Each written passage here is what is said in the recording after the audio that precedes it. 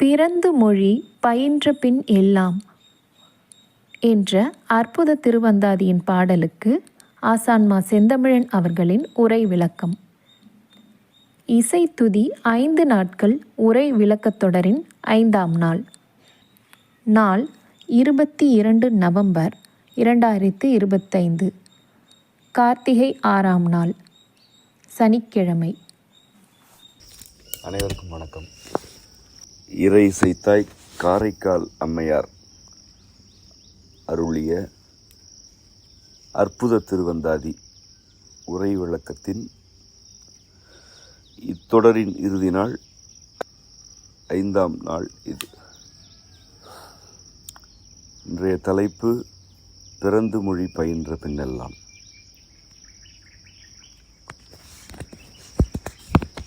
ஒரு அற்புதத்தின் தொடக்கம் இது. அது தொடக்கம் என்பதனை தெளிவுபடுத்துமாறு அந்த தொடக்கத்தை குறிக்கும் தொடக்கத்திற்கு உரிய முதல் சீர் பிறந்து என்று உள்ளது. அற்புத திருவந்தாதியில்தான் இறைவனை இசையால் துதிக்கும் புத்தம்புதிய வடிவம் பிறக்கிறது.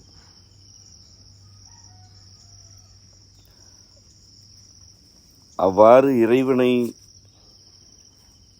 இசை துதியால் போற்றும் ஒரு வடிவத்தின் முதல் சீர் பிறந்து என்று இருப்பதே அம்மையாரின்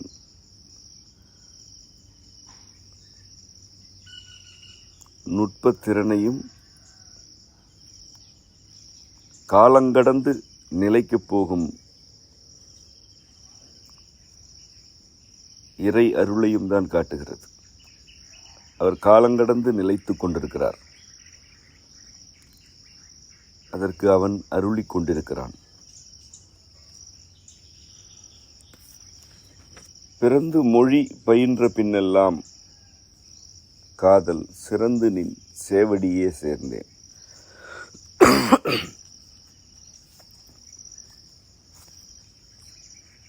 சேவடி அடைதல் அனைவருக்கும் வாய்ப்பதல்ல. அதனால்தான் அது சேவடியாக உள்ளது. சேய்மையில் இருக்கும் அடி அது, அதாவது தொலைவில் இருக்கும் அடி.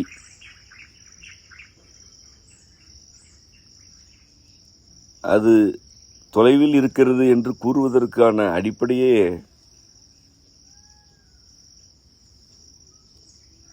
அது நினைத்த மாத்திரத்தில் சென்று அடைவதற்கு உரியதல்ல என்பதுதான்.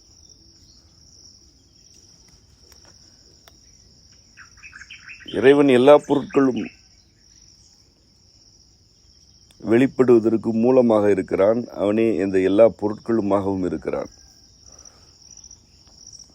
யாவும் அவனே, அவனன்றி எதுவும் இல்லை.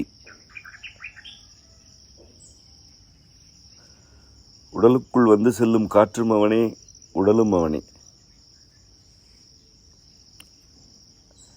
இது உண்மை. ஆயினும் அவனது அடி சேவடி என்று ஏன் அழைக்கப்படுகிறது? அவன் தொலைவில் இருக்கிறான் என்று ஏன் நம் மரபில் தொடர்ந்து வலியுறுத்தப்படுகிறது? இது இன்றியமையாத கேள்வி. அவன்தான் உடலே, அவன்தான் உயிரே, அவன்தான் மனமே எனும்போது அவன் அருகில் இருக்கிறான் என்று கூறுவதை விட அவன் எங்கும் இருக்கிறான் என்று கூறிவிடலாம். அப்படி எங்கும் இருப்பவனுடைய அடி சேவடி அல்லது தொலைவில் இருக்கும்படி என்று ஏன் கூறப்படுகிறது? ஏனென்றால்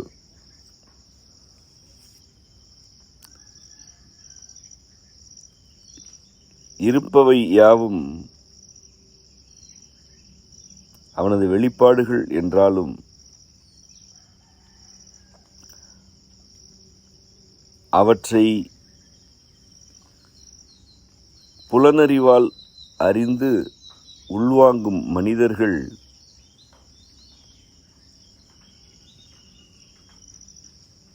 அந்த எல்லா பொருட்களின் ஊடாக இருக்கும் மெய்ப்பொருளை நாடுகிறார்களா அல்லது அந்த பொருட்களை நாடுகிறார்களா என்ற கேள்வி எக்காலத்திற்கும் உரியது. அதாவது அவனே உடல், அவனே உயிர். இது உண்மை. இந்த உடல் என்ற பொருளாக மட்டுமே நோக்கி இப்பொருளை பயன்படுத்துதல் அல்லது சுரண்டுதல், சிதைத்தல், சீரழித்தல் அல்லது உடலை வைத்து இழிவான செயல்களில் ஈடுபடுதல், உடலை பொருட்படுத்தாதிருத்தல் என்று இருப்பவர்களுக்கு உடலே அவன்தான் என்றாலும் அவன் அடி சேவடியாகி விடுகிறது. அதாவது தொலைவிற்கு அவன் சென்று விடுகிறான்.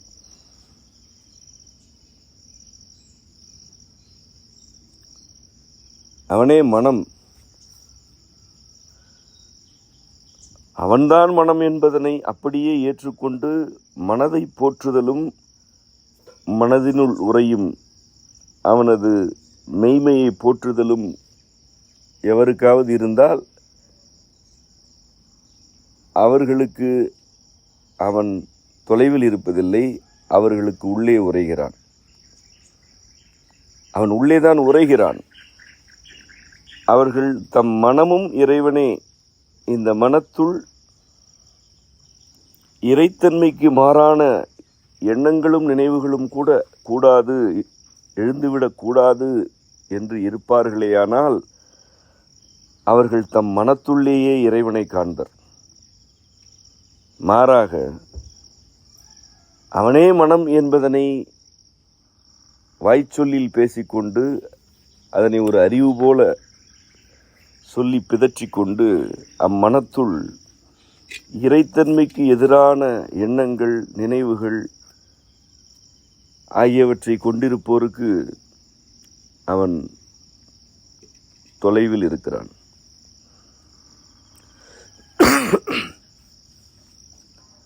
இவ்வாறு ஒவ்வொரு பொருளின் அகத்திலும் புறத்திலும் அவன் இருக்கிறான், அப்பொருளாகவே இருக்கிறான். எப்பொருளை நோக்கினாலும் அப்பொருளின் உள்ளே மெய்மையாக இறைவனே இருக்கிறான் என்று இருப்போருக்கு அவன் எங்கும் இருக்கிறான், என் நிலையிலும் இருக்கிறான். எப்பொருளை நோக்கினாலும் அப்பொருள் தனக்கு எப்படி பயன்படும், அதனை தான் எப்படி சுரண்டுவது, அல்லது அப்பொருளுக்கும் தனக்குமான தொடர்பில் நான் என்ன செய்ய வேண்டும், அது என்ன செய்யும், இப்பொருளை எப்படி பயன்படுத்துவது, இப்பொருளை எப்படி சிதைப்பது, இதனை எப்படி தன் தேவைகளுக்காக வளைப்பது என்றெல்லாம் கருதுபவருக்கு அந்த பொருள் இறைவனின் திருவுருவச் சிலையாகவே இருந்தாலும் அது ஒரு கல்தான். அப்படித்தான் பல கற்கள் இன்று கோயில்களில் இருக்கின்றன. அவையாவுமே கருவறைகளில் இருக்கின்றன. அதே கல்லை ஐயா நீயே உள்ளே உரைகிறாய் என்ற உண்மையான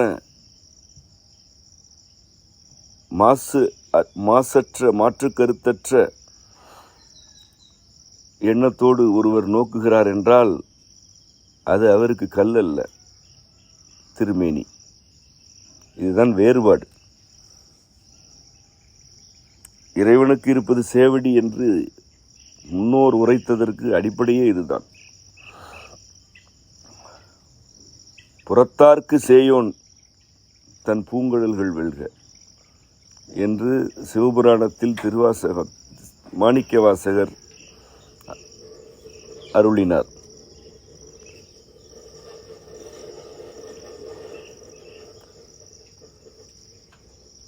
புறத்தாருக்கு அவன் சேயோன், அதாவது தொலைவில் இருப்பவன். புறத்தார் என்போர் யாவர் என்பதனைத்தான் இவ்வளவு நேரம் கூறினேன். அம்மையார் என்ன கூறுகிறார்?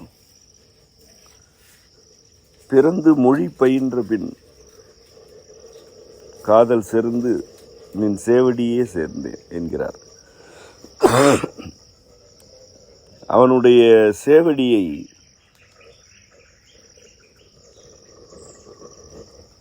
நம் இறை தமிழ் மொழியை பயின்று கொண்டு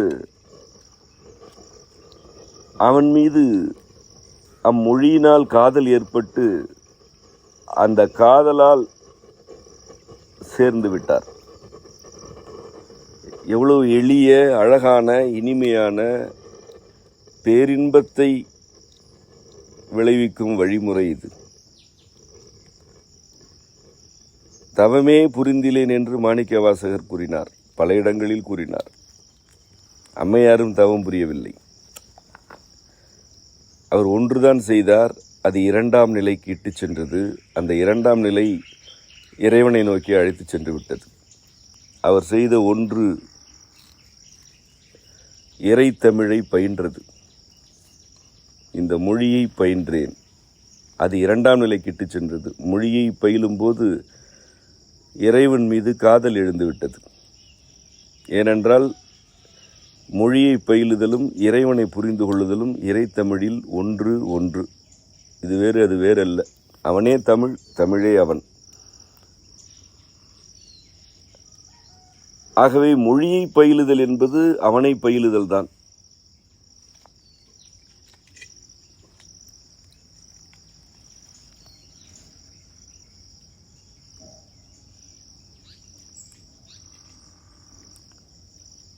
இப்படி இரண்டாம் நிலையில் காதல் சிறந்தது. அது சிறந்தவுடனேயே அவனது சேவடியை சென்று அடைந்து விட்டார். அவர் காதல் வழியாக இறைவனை அடைதல் அம்மையாரின் வழி. என்னை நன்றாய் செய்தான் இறைவன், தன்னை நன்றாய் தமிழ் செய்யுமாறு என்றுதான் திருமூலர் தாம் இயற்றிய திருமந்திரத்தின் அறிமுகமாகவும் கூறினார். இறைவன் அவரை நன்றாக செய்தான். ஏன்? இறைவன் தன்னை நன்றாக தமிழ் செய்ய வேண்டும் என்பதற்காக செய்தார். என்னை நீ தமிழ் செய் என்று திருமூலரிடம் இறைவன் உரைத்து உணர்த்தி அதற்குரியவற்றையெல்லாம் அவருக்கு வழங்கினான்.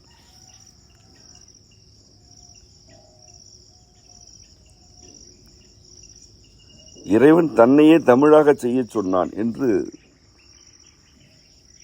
நேரடியாக கூறினார் திருமூலர்.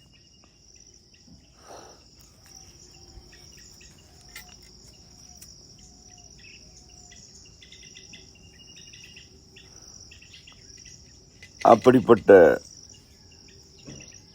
தமிழை பயின்று அதுதான் இறைவன் உரையும் மொழி என்பதனை உணர்ந்து ஏற்றுக்கொண்ட ஒரு பெண்ணுக்கு இறைவன் மீது காதல் வந்தது. அவன் சேவடியை சேர்ந்து விட்டார். நிறந்திகழும் மைஞான்ற கண்டத்து வானோர் பெருமானே எஞ்ஞான்று தீர்ப்பதிடர்.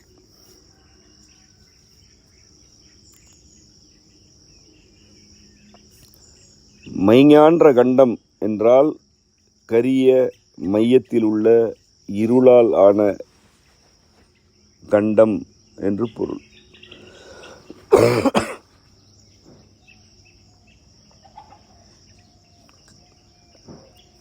எவ்வளவு தன்மைகள் ஒரு சொல்லில் இருக்கின்றன. ஒன்று, மை என்பது மையத்தை குறிக்கும், மை என்பது கருமையை குறிக்கும், மை என்பது இருளை குறிக்கும்.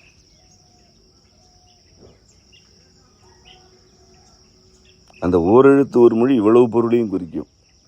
ஞான்ற கண்டம் என்றால் அந்த மை இருக்கும் மையால் ஆக்கப்பட்ட கண்டம், ஒரு குறிப்பிட்ட வரையறைக்குட்பட்ட தொகுப்பு என்று பொருள். மைஞான்ற கண்டம், கண்டத்து வானோர் பெருமானே. மெய்ஞான்ற கண்டம் என்பது இந்த பேரண்டத்தின் மையத்தை குறிப்பது. அது ஆகாயத்தின் மையம் என்று கொள்ளத்தக்கது. ஆகாயத்தின் மையம் கரியது, இருளாலானது என்பதுதான் அண்டக்கொள்கை. நமது அண்டக்கொள்கை அதுதான்.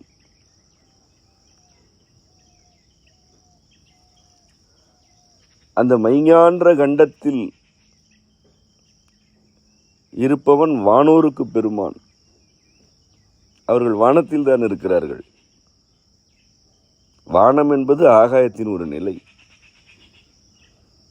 அந்த ஆகாயத்துக்கே மையமாக இருக்கும் மெய்ஞான்ற கண்டத்தில் இருப்பவன் இறைவன். அவன் வானோருக்கும் பெருமான். ஏன் வானோர் பெருமான் என்று அழைக்கப்படுகிறான் என்றால், வானோர் மட்டுமே உண்டு, இறைவன் என்று யாரும் இல்லை என்று அக்காலத்தில் ஒரு கூட்டம் கூறிக்கொண்டிருந்தது. வானோர் தேவர் எனப்படுவோர் தான் உண்டு, தேவதைகள் உண்டு. பலி கொடுத்தால் தேவதைகள் அப்பலிக்கு ஏற்ப வேலை செய்யும், இறைவன் என்று யாரும் இல்லை என்று ஒரு கூட்டம் கூறிக்கொண்டிருந்தது. அந்த கருத்து பரவி இருந்தது. ஆகவே கடுமையாக பலி கொடுத்தல்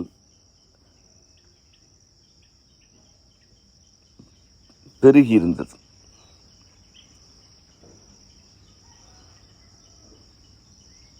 அதையெல்லாம் உடைத்து தூளாக்கி விட்டுத்தான் இறைவன் இருக்கிறான் என்பதனை ஓங்கி சொன்னாள் காரைக்கால் அம்மை. ஆகவே தொடக்கத்திலேயே தெளிவுபடுத்துகிறாள், நிறந்துகள் மெய்ஞான்ற கண்டத்து வானோர் பெருமான் அவன் என்று. வானோருக்கும் பெருமான். நீ யாரை தெய்வம் என்கிறாயோ அந்த தெய்வத்துக்கு அவன்தான் பெருமான். அவன் மையத்தில் இருக்கிறான், அவனே மையமாக இருக்கிறான். அவன் கரிய வண்ணத்தில் இருக்கிறான், அவன் இருளாக இருக்கிறான். அந்த மையப்பகுதி ஒரு கண்டம், அதுவே ஒரு கண்டம் என்று ஒரு சீரில் உள்ள சொற்களில் இவ்வளவு கருத்துக்களை வைத்திருக்கிறாள். அந்த மெய்ஞான்ற கண்டத்திலிருந்து நிறம் திகழ்கிறது என்பது அம்மையின் கருத்து.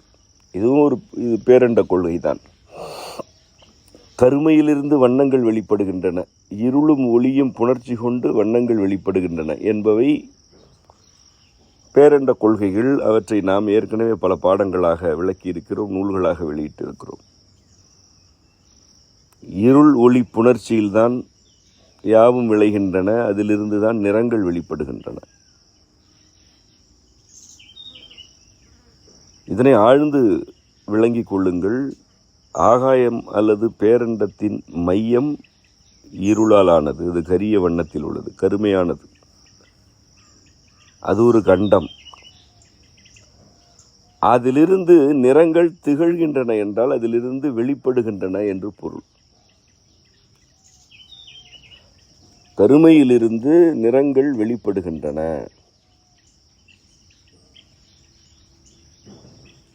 நீ நிறங்களை காண்கிறாய்,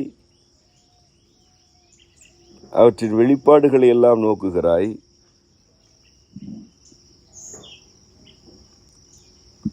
அந்த எல்லா நிறங்களுக்கும் மூலமாக இருள் இருக்கிறது, ஆகாயத்தின் மையம் இருக்கிறது. அதனை நான் நோக்குகிறேன் என்று அம்மை வானோரே தெய்வம் என்று கூறியவர்களுக்கு ஆழ்ந்த செறிவான பதில் உரைக்கிறாள்.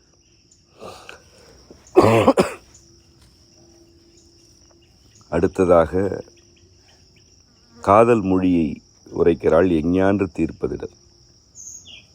எப்படித்தான் எவ்வகையில்தான் என் இடரை தீர்த்து கொள்வேனோ என்கிறார். என்ன இடர் அவருக்கு? அவன் மீது காதல் கொண்டார் அல்லவா, அதுதான் இடர்.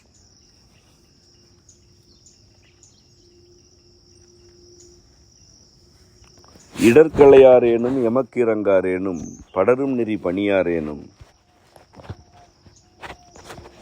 சுடருருவில் என்பரா கோலத் தெரியாடும் எம்மானார் கண்பரா நெஞ்சு அன்பரா அதென்னெஞ்சு அவர்க்கு என்பது அடுத்த பாடல். இது ஒப்படைப்பு. முதல் பாடல் காதல் குறித்த அறிவிப்பு. இரண்டாவது பாடல் இறைவனிடம் தன் காதலையும் ஒப்படைத்து விடுதல்.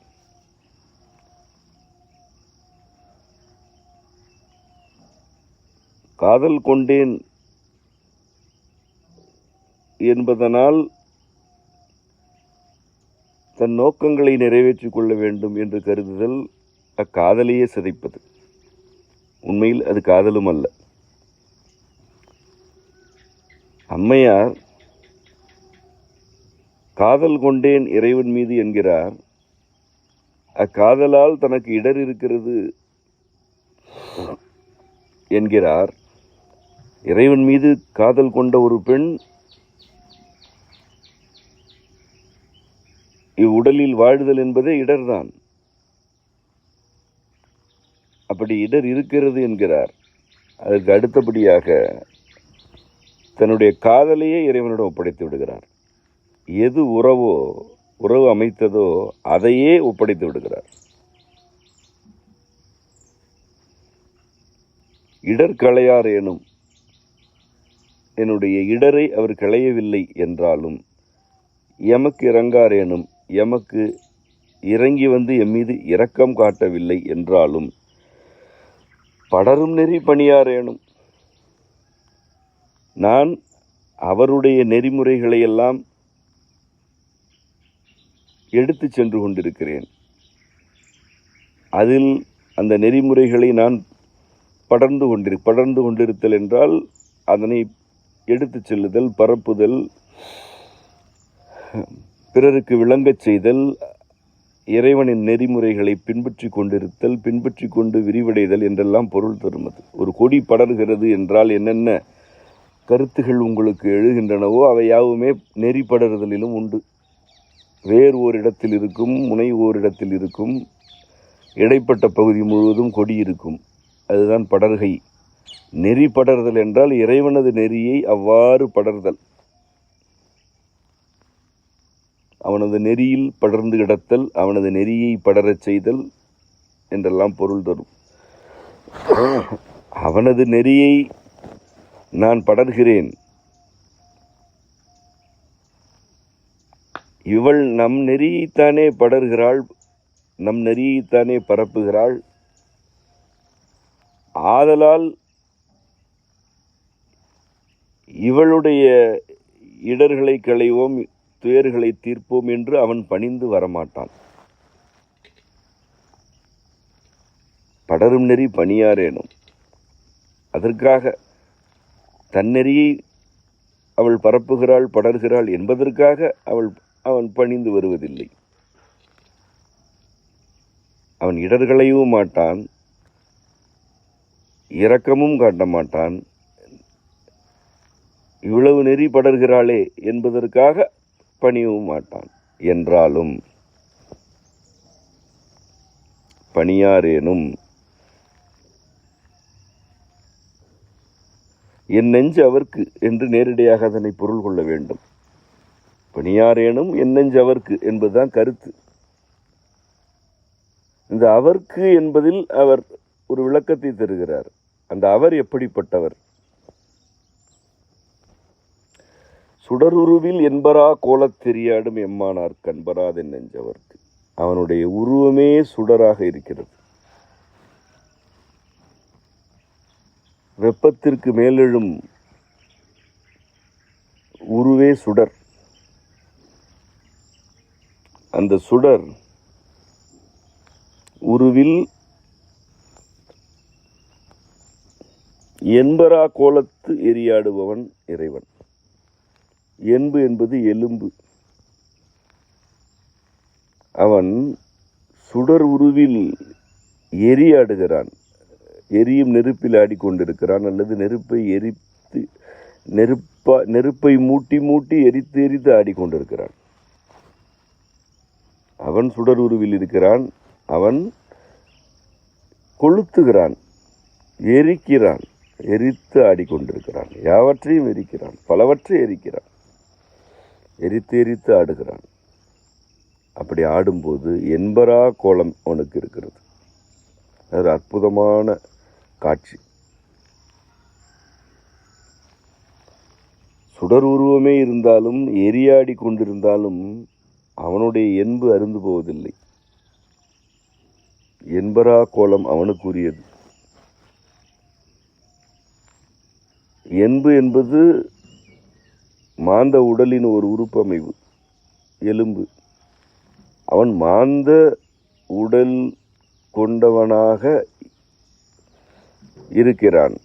ஆனால் அவனுடைய உருவமே சுடராக இருக்கிறது. இப்படி எரியாடுகிறான் என்றாலும் அவனுடைய எலும்புகள் அருந்து போவதில்லை. இதுதான் அவனுடைய தோற்றம் என்று இரண்டாவது பாடலில் கூறுகிறாள். இவன் மீதுதான் அவளுக்கு காதல். எம்மான் என்று இங்குதான் கூறுகிறாள் முதலில்.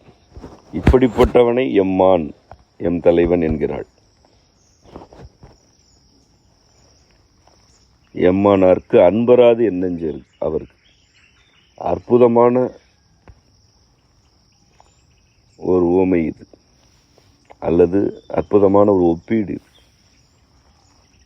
அவன் சுடரே உருவமாக கொண்டு எரியாடி கொண்டிருந்தாலும் அவனுக்கு உள்ளிருக்கும் என்பு அருந்து போவதில்லை.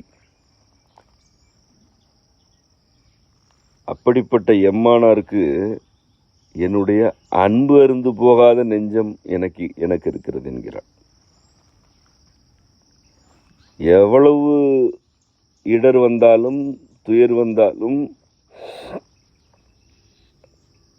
அந்த இடரும் துயரும் தீப்போல் எரிந்து கொண்டிருந்தாலும்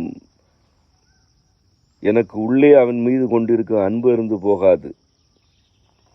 அது எப்படிப்பட்டது என்றால், சுடரே உருவாக எரியாடி கொண்டிருந்தாலும் அவனுக்கு உள்ளே இருக்கும் என்பு அருந்து போகாததை போன்றது. இப்படி காதலில் ஒப்படைப்பு உண்டு. காதலையே ஒப்படைத்தல் அரிதினும் அரிது. ஏறத்தாழ் அது காரைக்கால் அம்மையாரை போன்ற தன்மையில் இருப்பதற்கு வாய்ப்பே இல்லை.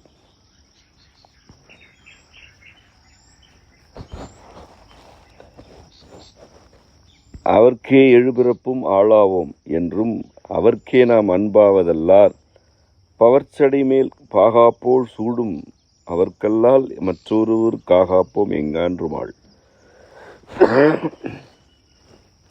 அவருக்குத்தான் எழு பிறப்பும் ஆளாவோம். எழுபிறப்பு என்பது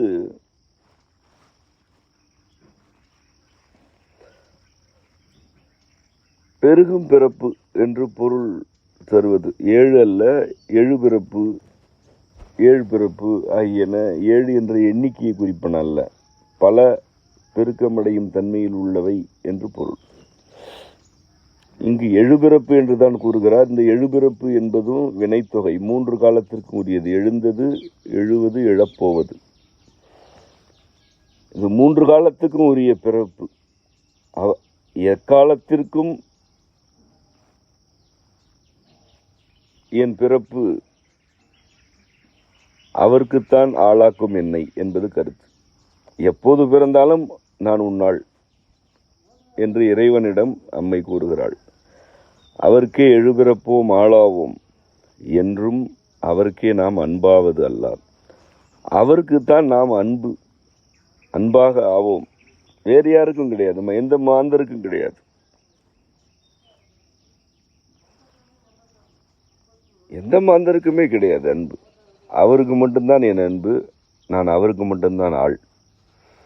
இங்கு ஏன் நாம் என்று கூறுகிறார் என்றால், இந்த கருத்தே பல பிறவிகளை பற்றியது. பல பிறவிகளாக பிறந்து பிறந்து வரும் ஒருத்தி அந்த எல்லா பிறவிகளையும் அல்லது இடையறாத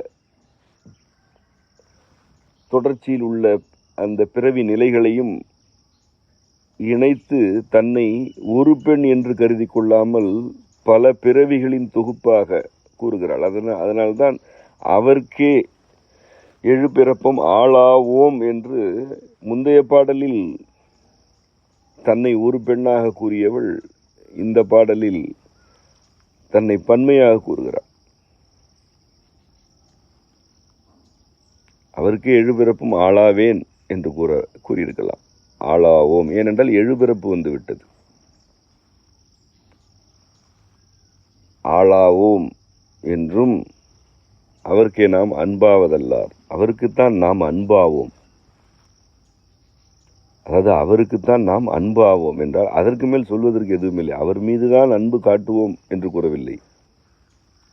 அது அது அதுதான் வழக்கம், அப்படி கூறுவதுதான் வழக்கம். அவருக்குத்தான் அன்பு அவர் மீது அன்பு காட்டுவேன் என்று கூறுவது வழக்கம். அவருக்கு நானே அன்பாகி விடுவேன் என்பது வழக்கத்தில் இல்லாதது. அப்படி ஒரு கற்பனை கூட யாவருக்கும் வராது. ஆனால் அவளுக்கு அதுதான் உண்மை. அவருக்கு நாம் அன்பு ஆகும், அவ்வளவுதான். அன்பு வேறு நான் வேறு அவர் வேறு அல்ல. அவருக்கு நாம் அன்பு ஆவோம். அன்பாவதல்லால் அப்படி ஆகாமல் அதை விடுத்து வேற என்ன இருக்கிறது? பவர்ச்சடைமேற் பாகாப்போல் சூடும் அவர்கல்லால் மற்றொருவர் காகாப்போம் எஞ்ஞான்றுமாள். பவர்ச்சடை என்பது ஒரு கட்டமைவாக்கப்பட்ட வலிமையான சடை என்று பெயர். பவம், பவன் ஆகிய சொற்கள் தமிழில் பவ்வம் என்ற சொல்லுக்கு நிகரான பொருள் கொண்டவைதான். பவன் எம்பிரான் என்று மாணிக்கவாசகர் கூறுவார். பவம், பவன் ஆகியன கட்டமைக்கப்பட்ட வலிமையான, மிக வலிமையான என்று பொருள் தரும். அவனுடைய சடை பவர் சடை, ஒரு கட்டமைக்கப்பட்ட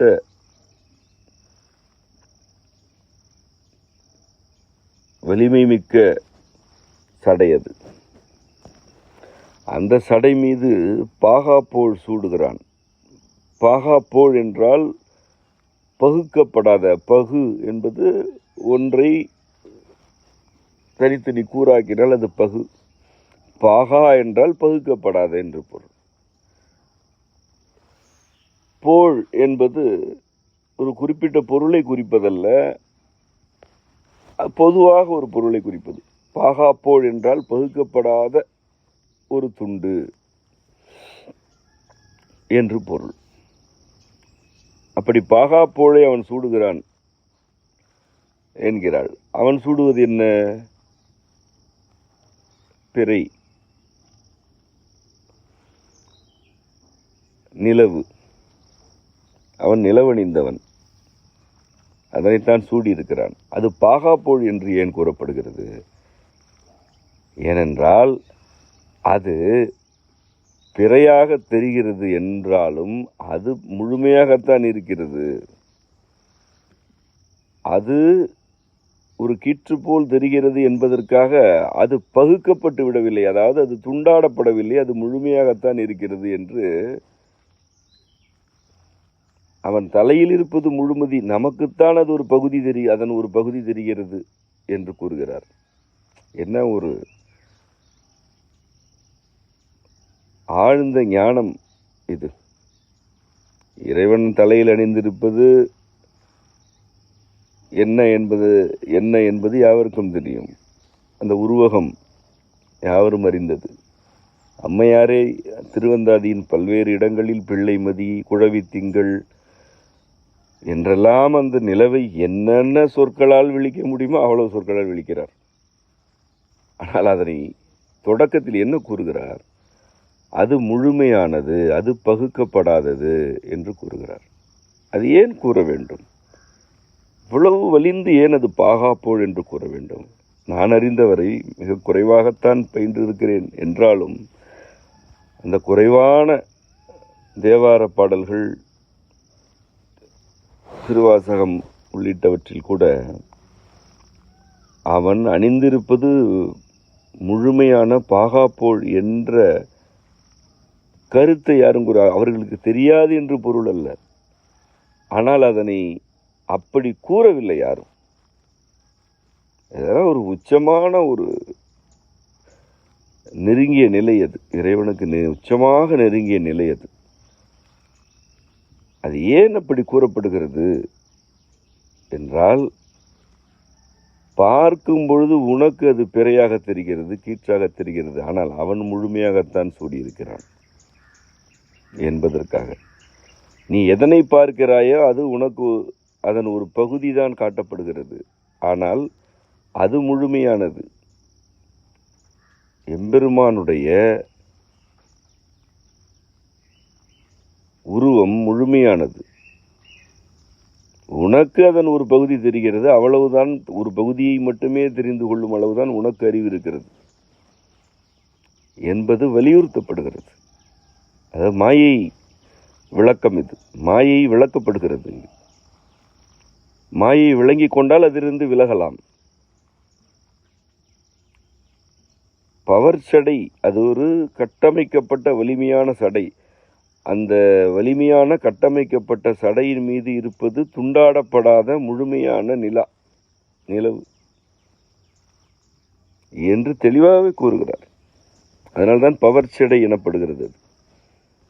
அவ்வாறு பாகாப்போல் சூடும் அவருக்கல்லால், அப்படி சூடும் அவருக்கு அல்லாமல் மற்றொருவருக்கு ஆகாப்போம் எஞ்ஞான்றுமாள். மற்றொருக்கு ஆகாப்போம் என்றால் மற்றொருக்கு ஆகாப்போம் எஞ்ஞான்றுமாள்.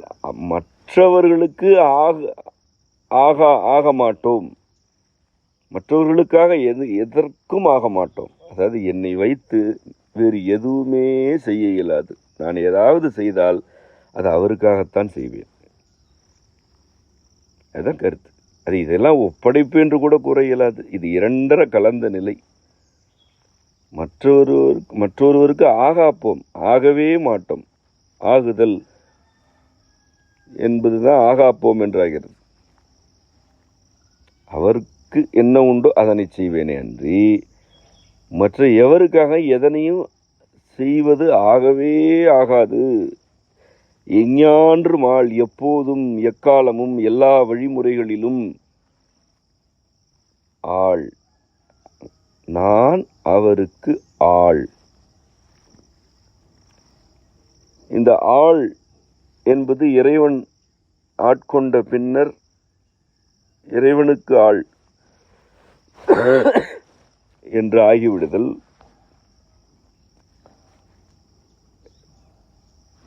இறையியலில் மிக இன்றியமையாத கருத்துகளில் ஒன்று. அதாவது அவனுக்கு ஆளாகிவிட்டால் அவன் எதனை உணர்த்துகிறானோ அதை மட்டுமே செய்தல். வேறு எவருக்காக எதையும் செய்தலும் இல்லை, எண்ணுதலும் இல்லை. அது அவனுக்கு ஆளாகிவிடுதல். அப்படி சுந்தரமூர்த்தி நாயனார் இறைவனுக்கு ஆள் என்று ஆகிவிட்டார்.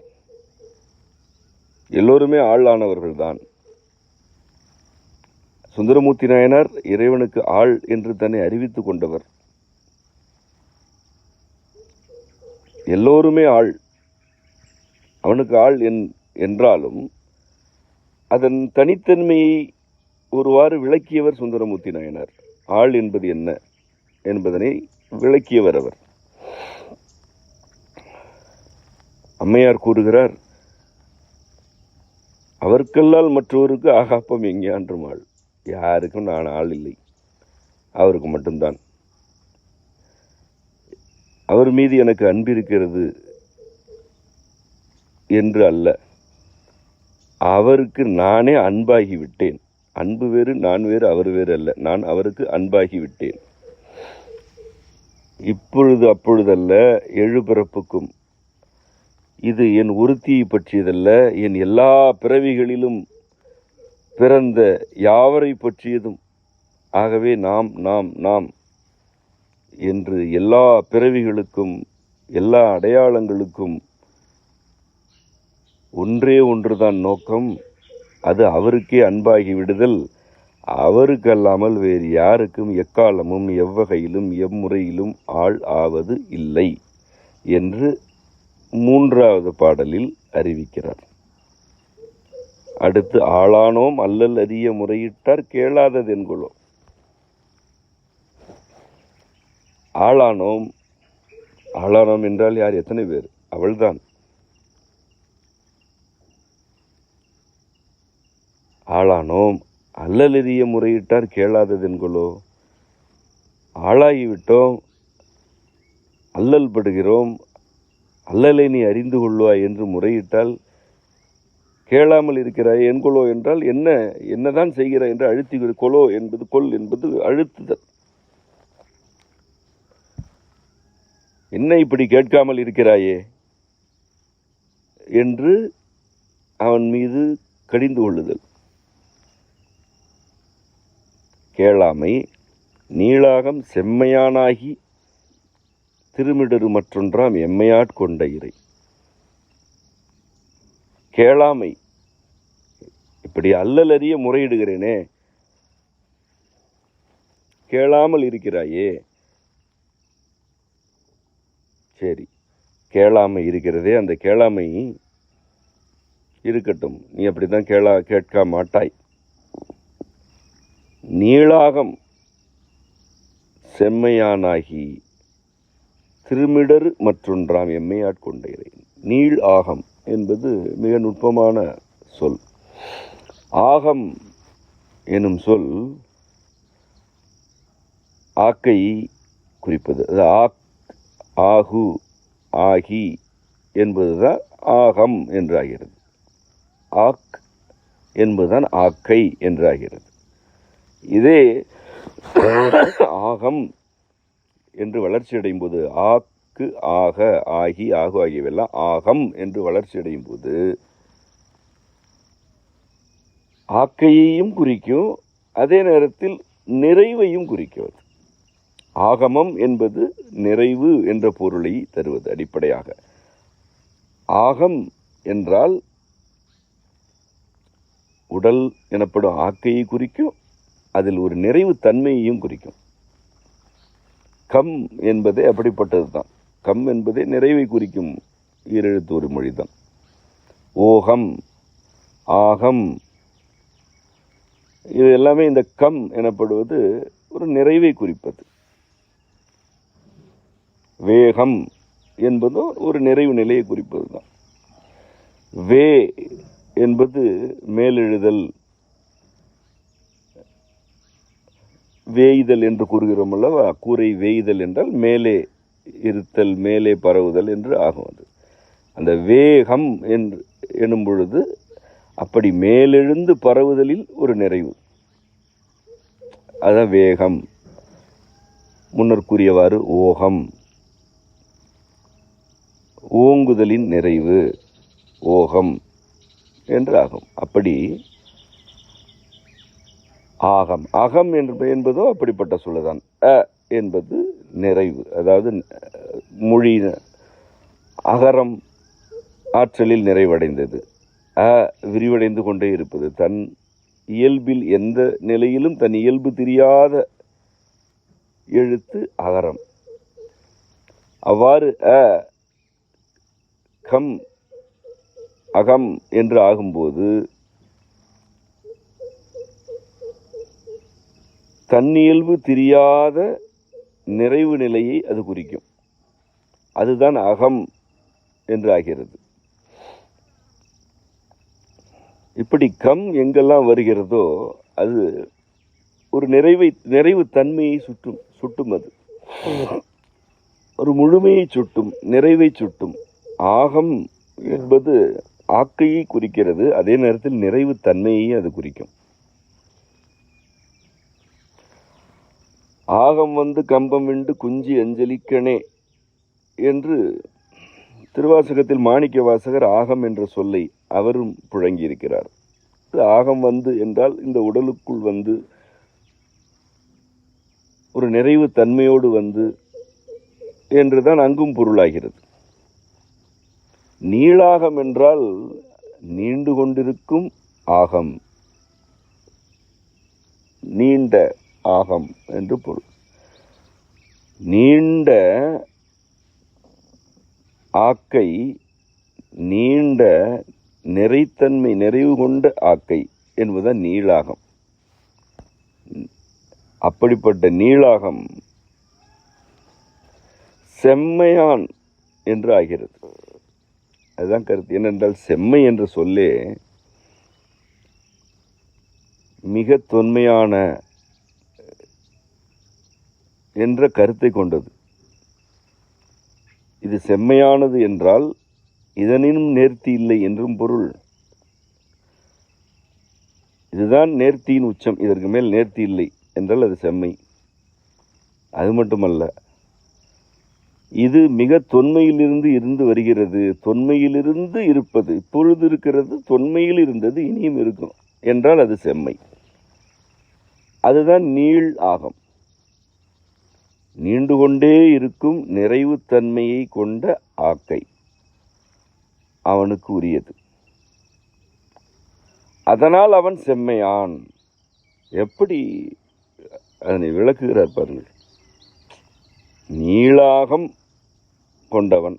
சரி, அவன் நீளாகம் கொண்டதனால் என்ன ஆகிவிட்டான்? செம்மையான் ஆகிவிட்டான். ஏனென்றால் அப்பொழுதிலிருந்து இப்பொழுது வரை இருக்கிறான். அதனால் அவன் செம்மையான். அப்படி செம்மையானாகி திருமிடரு மற்றொன்று. இப்படி செம்மையானவன் சரி, அதில் மற்றொன்று வேறு அவனுக்கு இருக்கிறது. அது என்ன? அவனுக்கு இருப்பது திருமிடரு. நீளாகம் கொண்டவன் அதனால் செம்மையானாகி இருக்கிறான். இதுபோக அவனுக்கு இன்னொன்று இருக்கிறது. அது என்ன? அவனுக்கு இருப்பது திருமிடரு. இந்த மிடரு பற்றிய பாடத்தை நேற்றே நடத்தினேன். அதனோடு இதனை பொருத்தி புரிந்து கொள்ளுங்கள். மிடற்றில் விடமுடையீர் என்பதில் பல விளக்கங்கள் இருக்கின்றன. இங்கு என்ன கூறுகிறார்? அப்படி அவன் செம்மையானாக இருக்கிறான், நீளாகத்தோடு இருக்கிறான், தொன்மையிலிருந்து இருக்கிறான். அதுவே சிறப்புதான். இதில் இன்னொன்று வேறு இருக்கிறது. அது என்ன என்றால் அவனுக்கு இருப்பது திருமிடரு. அந்த மிடற்றில் இருந்துதானே சொல் வருகிறது, சொல் பிறக்கிறது. ஆகவே அந்த மிடற்றில் இருந்து அவன் எழுப்பும் சொற்கள் மறை கருத்துகளாகின்றன, வேதங்கள் ஆகின்றன என்பதுதான் அது கருத்து. அவன் செம்மையானாக இருப்பது மட்டும் என்ன சிறப்பு? அவன் திருமிடரு கொண்டிருக்கிறான். ஆதலால் நமக்கு அவன் மறை கருத்துக்களை வழங்கி கொண்டே இருக்கிறான். அப்படிப்பட்ட திருமிடரை கொண்ட எம்மை ஆட்கொண்ட இறை, அந்த திருமிடற்றிலிருந்து அவன் எழுப்பும் சொற்களால், மறை கருத்துகளால் அவன் எம்மை ஆட்கொண்டான். ஏனென்றால் மொழி பயின்று தானே காதலே வந்தது. அந்த மொழியில் சொற்கள் இருக்கின்றன. இவனுக்கு இருப்பதோ திருமிடரு. இப்படித்தான் அவன் என்னை ஆட்கொண்டான், எம்மை ஆட்கொண்டான். இதனை எங்கு தொடங்கினார்? ஆளானோம் அல்லல் அறிய முறையிட்டார் கேளாததென்குள்ளோ. நான் ஆளாகிவிட்டேன் உனக்கு, ஆனாலும் என்னுடைய அல்லல்களை எல்லாம் அறிய முறையிட்டால் நீ கேட்கவே மாட்டாய், கேட்பதே இல்லை என்று புலம்பி, கேளாமை, உனக்கு கேளாமை இருக்கிறது, நீ கேட்கவே மாட்டாய். நீளாகம் செம்மையானாகி திருமிடரு மற்றொன்றாம் எம்மையாட்கொண்ட இறை. நான் புலம்பினால் நீ கேட்கப் போவதில்லை. மாறாக நீ உன் நீளாகத்தினால் செம்மையானாக இருந்து திருமிடற்றின் வழியாக ஆட்கொண்டாய். நான் புலம்பி நீ கேட்பவன் அல்ல, நீ உன் மிடற்றிலிருந்து எழுப்புபவற்றை கேட்டு உனக்கு ஆளாக இருப்பவள் நான் என்று அப்படியே ஒரு கோபத்தை வெளிப்படுத்தி முழுதாக தன்னை ஒப்படைக்கிறாள். என்னதான் காதல் இருந்தாலும் அது எம்மை ஆட்கொண்ட இறை. அது ஏன் என் அல்லல்களை எல்லாம் கேட்கவில்லை என்றெல்லாம் பொருட்படுத்தக்கூடாது. ஏனென்றால் அது நீளாகம் கொண்டது, அது செம்மையானாக இருப்பது திருமிடர் கொண்டது. அதனிடம் போய் அல்லல் அறிய முறையிட்டால் நீ கேட்கவில்லை என்றெல்லாம் புலம்பக்கூடாது என்பது மறைக்கருத்து. இப்படி ஒரு பெண் இறைவன் மீது காதல் கொண்டு அந்த காதலையே அவனிடமும் ஒப்படைத்து விட்டு அந்த காதலையே அவனிடம் ஒப்படைத்து விட்டு அவன் என்ன கூறுகிறானோ உணர்த்துகிறானோ அதை தவிர வேறு எதையுமே எண்ணாமல் சிந்தியாமல் செய்யாமல் வாழ்ந்தாள். அவளுக்கு இறைவன் அருளிய ஒவ்வொரு சொல்லும் பேரண்டத்தின் அமுதத்துளி. வாழ்ந்தால் அவள் போல் வாழ வேண்டும், இல்லை என்றால் இந்த பிறவி அறுத்து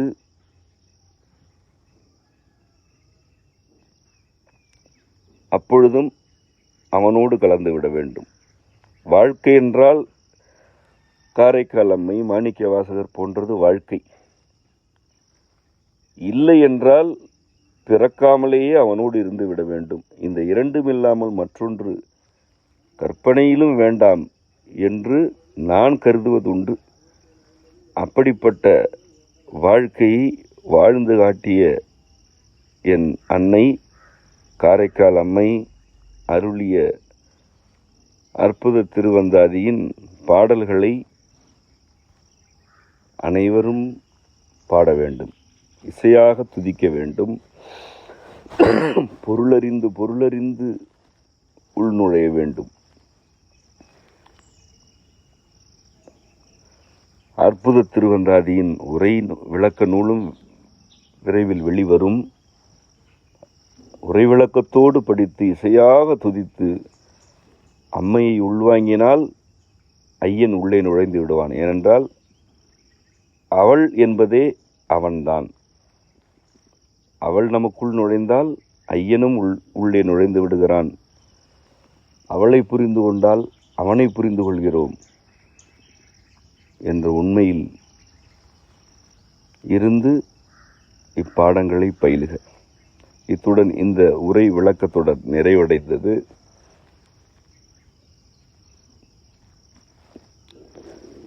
இதில் பங்கேற்றவர்கள், ஒருங்கிணைத்தவர்கள் யாவருக்கும் நன்றி. காரைக்கால் அம்மையின் பாடல்களை அடுத்த ஞாயிற்றுக்கிழமை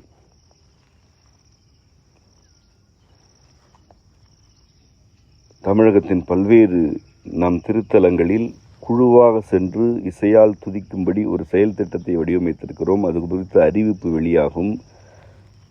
அந்தந்த பகுதிகளில்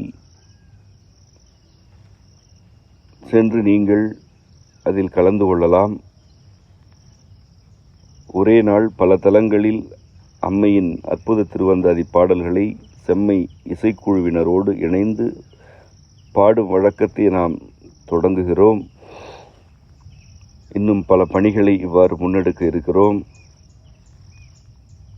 வெறும் பக்தி வழிபட்டு இவற்றை புரிந்து கொள்ளாமல் இறைவனுக்கும் நமக்கும் இருப்பது உறவு என்ற அடிப்படையிலிருந்து இவற்றை நீங்கள் மேற்கொள்ள வேண்டும், முன்னெடுக்க வேண்டும். அம்மை பாடல்கள் அந்த உறவைத்தான் கற்றுக் கொடுக்கின்றன. வெறும் பக்தி என்பது தேவைக்காக எதையாவது பிதற்றுவது என்று ஆகிவிடும். பக்தியை கடந்த உறவு இறைவனிடம் நமக்கு வேண்டும். அந்த உறவை அமைப்பதற்கான ஒரு வழிமுறையாக இசைத்துதி இருக்கும் என்று கருதுகிறேன். வாய்ப்புள்ளோர் அடுத்த ஞாயிற்றுக்கிழமை நிகழ இருக்கும் அந்நிகழ்வில் பங்கேற்றுக் கொள்ளுங்கள். முறையான அறிவிப்பு வெளிவரும். உங்கள் அனைவருக்கும் அம்மையப்பர் அருள் நிறைவதாக. நன்றி.